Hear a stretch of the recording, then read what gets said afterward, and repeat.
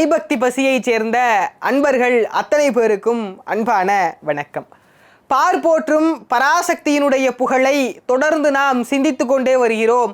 அந்த வரிசையில் அபிராமபட்டர் அருளிய அபிராமி அந்தாதியினுடைய அடுத்த பாடலாக நாம் சிந்திக்க இருப்பது அதிசயமான வடிவுடையால் அரவிந்தமெல்லாம் துதிசயம் ஆனன சுந்தரவல்லி துணை ரதி பதிசயமானது அபசயம் ஆக முன் பார்த்தவர்தம் மதிசயம் ஆக அன்றோ வாம பாகத்தை வவ்வியதே என்று முடிக்கிறார். அப்போ போன பாடல்ல கிளியை பத்தி பேசியவர் இந்த பாடல்ல எப்படி ஆரம்பிக்கிறார், அந்த அவள் வடிவம் எப்படி இருக்குது அப்படின்னு பேசுகிறார். அதிசயம் ஆன வடிவுடையாள் அப்படின்னு சொல்றார். நீங்க பாருங்களேன், இத்தனை பாடல்களை பார்த்துட்டோம். அம்பிகையை பற்றி இத்தனை வர்ணனைகளை அபிராமப்பட்டர் சொல்லிக்கிட்டே இருக்கிறார். இப்போதான் கிட்டத்தட்ட நம்ம 17-18வது பாடல்கிட்டே வந்திருக்கோம். ஆனால் இன்னும் 80 பாட்டு இருக்குது. அவர் ஒவ்வொரு பாடல்லையும் அம்பிகையினுடைய வடிவத்தை ஒவ்வொரு விதமாக யோசிக்கிறார், ஒவ்வொரு விதமாக தியானிக்கிறார், ஒவ்வொரு புது புது கற்பனையோடு அம்பிகையை பார்க்கிறார். பார்த்தீங்களா, இதுதான் ஒரு கவிஞனுக்கான ஒரு பக்தனுடைய மனநிலை விரிவடைகிறது அப்படிங்கிறதுக்கான ஒரு எடுத்துக்காட்டு. இப்போ அம்பிகையினுடைய வடிவம் எப்படிப்பட்ட வடிவமா, அதிசயம் ஆன வடிவுடையாள் அப்படின்னு சொல்றார். ஏன் அம்பாள் அதிசயமானவள் அப்படின்னு கேட்டா, ஏன் அதிசயமான வடிவுடையவள் அப்படின்னு கேட்டால் இறைவனுடைய தன்மையை பற்றி நம்ம தெரிஞ்சுக்கணும். ஏன்னா ஒரு ஆளுனுடைய தன்மையை வச்சு தான் அவள் எவ்வளோ அதிசயமானவர் அப்படின்னு நம்ம பார்த்துக்கணும். கம்பராமாயணத்தில் வாலிவதை படலம் நம்ம எல்லாருக்கும் தெரிஞ்சது தான். ராமன் மறைந்து நின்று வாலி மீது அம்பு போடுகிறான். அப்போது வாலி என்ன செய்கிறான், தன் மேல் குத்திய அந்த அம்பை பிடுங்கி பார்க்கிறான். அப்போது பார்க்கும்போது வாலிக்கு என்ன தெரியுது, அந்த ராமா அப்படிங்கிற நாமம் தெரியுது. அதை கம்பர் எப்படி சொல்கிறார், மும்மைசால் உலகுக்கெல்லாம் மூல மந்திரத்தை முற்றும் தம்மையே தமக்கு நல்கும் தனி பெரும் பதத்தை தானே இம்மையே எழுமை நோய்க்கு மருந்தை அப்படின்னு சொல்லி இந்த பாடல் தொடர்கிறது. அப்போது ஒரு வார்த்தை சொல்கிறார், என்ன, மும்மைசால் உலகுக்கெல்லாம் மூல மந்திரத்தை, அது ராமாவாக இருக்கட்டும், அபிராமியாக இருக்கட்டும், எந்த மந்திரமாக வேணாலும் இருக்கட்டும், மும்மைசால் உலகுக்கெல்லாம் மூல மந்திரத்தை முற்றும் தம்மையே தமக்கு நல்கும் தனிப்பெரும் பதத்தை. யார் அவளுடைய வடிவத்தை சொல்லி அழைக்கிறார்களோ, அவள் நாமத்தை சொல்லி துதிக்கிறார்களோ, அவர்களுக்கு தன்னையே அந்த இறைவன் கொடுத்து விடுவானாம். மும்மைசால் உலகுக்கெல்லாம் மூல மந்திரத்தை மற்றும் தம்மையே தமக்கு நல்கும் தனிப்பெரும் பதத்தை. யாரு தன்னை நோக்கி ஜபிக்கிறார்களோ அவர்களுக்கு தன்னையே கொடுத்து விடும் அளவிற்கு இறைவன் ஆற்றல் மிகுந்தவன் அப்படிங்கிறது சொல்றார். அதனாலதான் அவனுடைய வடிவம் அதிசயமான வடிவமாக இருக்கிறது. இங்க அபிராமப்பட்டர் அதைத்தான் சொல்றார், அதிசயமான வடிவுடையாள் அடுத்து சொல்றார். இப்போ அதிசயம் என்னதான் இருந்தாலும் அதிசயம்னு சொன்னாலும் அவளுடைய முகத்தில் அவளுடைய உடலில் ஏதாச்சும் ஒரு பாகத்தை வர்ணிச்சு காட்டணும்ல. அவளுடைய முகத்தை பார்க்கிறார், அவருக்கு தாமரை ஞாபகம் வருது.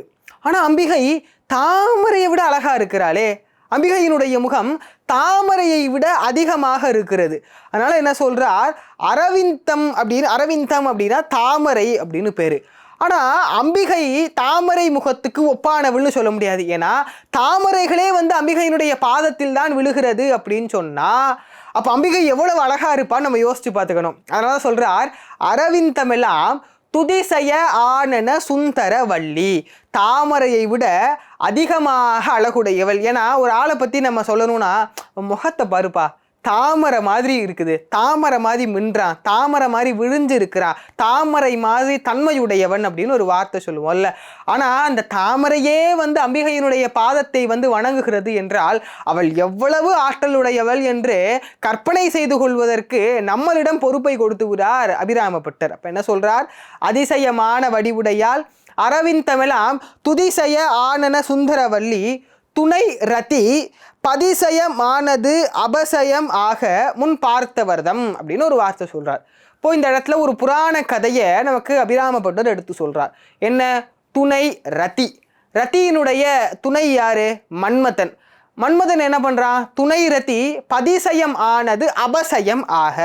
அபசயம் அப்படின்னா தோல்வி அப்படிங்கிறது பேர்.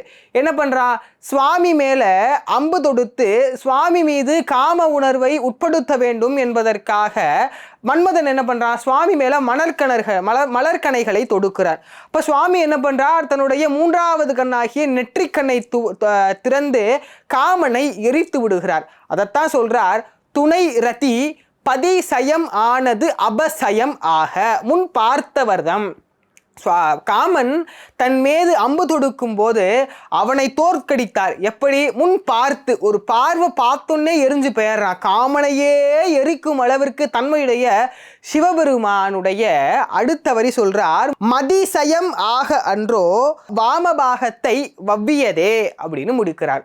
அப்படிப்பட்ட சிவபெருமானினுடைய பாகத்தில் இருக்கின்ற பராசக்தியாக இருக்கின்றாள் அப்படின்னு சொல்றார். இப்போ எந்த காரியத்தையும் அராஜகமாக அடித்து பிடிச்சி பண்ண முடியாததை நம்மளால் அன்பால் பண்ணலாம். பராசக்தி என்ன பண்ணா, சுவாமியை அப்படிப்பட்ட, அதாவது எப்படி சொல்கிறாருன்னா, சுவாமி காமனையே எரித்தவரான். ஆனால் அப்படிப்பட்ட சிவபெருமானே அம்பிகையினுடைய பாதத்தில் வந்து வணங்குகிறார். அவரே சுவாமி அம்பிகையை தன்னோடு ஒன்றாக இணைத்து கொள்கிறார். அப்படின்னா அம்பிகை எப்படிப்பட்டவள், எப்படி சுவாமியை அடைய வேண்டும் என்பதை எவ்வளவு தீர்மானமாக அம்பிகை இருந்தவள். சுவாமியை அம்பினால் அடக்க நினைத்தான் காமன், ஆனால் அழிந்து விட்டான். அம்பிகை அன்பினால் சுவாமியை அடக்க வந்தாள். அதனால்தான் சுவாமி அவளோடு அடங்கி போனார். அப்படிப்பட்ட சிவபெருமானினுடைய வாமபாகம் அப்படின்னா இடப்பாகம் அப்படின்னு பேரு. அந்த சிவபெருமானினுடைய இடப்பாகத்தில் இருக்கின்ற பராசக்தியே அப்படின்னு சொல்லி அர்த்தநாரி கோலத்தோடு முடிக்கின்றவர் அடுத்த பாடல்ல அந்த வவ்விய பாகத்தோடு அந்த இறைவனோடு எப்படி தனக்கு காட்சி தர வேண்டும், எப்படி அருள் புரிய வேண்டும், யாரிடமிருந்து தன்னை காக்க வேண்டும் என்பதை அடுத்த பாடலிலே நமக்கு சொல்கிறார். மேலும் ஒரு அபிராமி அந்தாதி பாடலோடு உங்களை சந்திக்கும் வரை உங்களிடமிருந்து விடைபெறுவது உங்கள் அஸ்வின் அண்ணாமலை.